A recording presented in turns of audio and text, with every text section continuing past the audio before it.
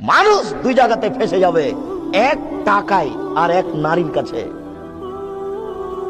টাকা বৈধ অবৈধ এটা উপার্জন আর ভাববে না। এই ছেলেটাকে তার বাপ মা বারবার চুমা দিচ্ছে, বারবার আদর করছে। কতদিন? 2 বছর, 4 বছর, 8 বছর, 10 বছর, 15 বছর, 20 বছর। এবার ছেলে পড়াশোনা বাদ দিয়েছে। যখন তখন মা বলছে, কি করবি পড়াশোনা বাদ দিলে? কি করবি? টাকা পয়সা ইনকাম কর, টাকা পয়সা ইনকাম কর। চিন্তা করছে যে মাও তো আমাকে ভালোবাসছে না, যে মা চুমা দিচ্ছিল, আদর করছিল। তাহলে ওই বুঝবে যে টাকার প্রয়োজন আছে। যার সাথে চেনার কথা হচ্ছে সেও টাকা চায়, বাপ মাও টাকা চায়, রিক্সাওয়ালাও টাকা চায়, ভ্যানওয়ালাও টাকা চায়। তাহলে বোঝা যাচ্ছে যে টাকা ছাড়া তার কোনো কাজ চলে না। তখন সে হন্যে হয়ে নেমে পড়ে, তাকে টাকা ইনকাম করতেই হবে। আর নারী জাতি এত কঠিন জাতি, নারী জাতি এত কঠিন জাতি।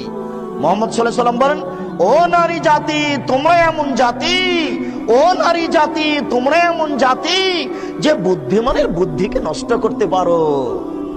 আপনাদের চেয়ারম্যান সাহেব হুঁশিয়ার মানুষ, বুদ্ধিমান মানুষ, গিয়ে ওই বাসে উঠেছেন, দেখছেন যে একটা মেয়ে বসে আছে, জায়গাটা খালি আছে পাশে। একবার খালি মেয়েটা হেসে বলেছে, ভাইয়া বসেন। একবার হেসে বললে আর কিছু লাগবে না। এবার চেয়ারম্যান সাহেব যতক্ষণ পর্যন্ত থাকবেন ততক্ষণ পর্যন্ত তাকে বলতে থাকবেন, তোমার নাম কি, তোমার বাপের নাম কি, তুমি কি করো, বাঁচার কোনো পথ নাই। এক ভাইয়াতে একবারে শেষ। ইমান এটা হলো নারী। এমনি বলেননি রাসূল সাল্লাল্লাহু আলাইহি ওয়াসাল্লাম, ইন্নাল মারাতা তুকবিলু ফি সূরাতি শায়তান ওয়া তুদবিরু ফি সূরাতি শায়তান। নিশ্চয় নারী শয়তানের বেশ ধরে আসে, নিশ্চয় নারী শয়তানের বেশ ধরে যায়, নিশ্চয় নারী শয়তানের বেশ ধরে আসে, নিশ্চয় নারী শয়তানের বেশ ধরে যায়। তিনি বলেন, ইন্নান নিসা হাওয়াইলুশ শায়তান। নিশ্চয় নারী শয়তানের জাল, নিশ্চয় নারী শয়তানের জাল, নিশ্চয় নারী শয়তানের জাল। তিনি বলেন, ইয়াকুমুদ দুখুল আলান নিসায়ে। পৃথিবীর মানুষ সাবধান, নারীদের কাছে যায় না, গেলেই বিপদে পড়ে যাওয়া। পৃথিবীর মানুষ নারীদের কাছে যায় না, গেলেই বিপদে পড়ে যাওয়া। তিনি বলেন,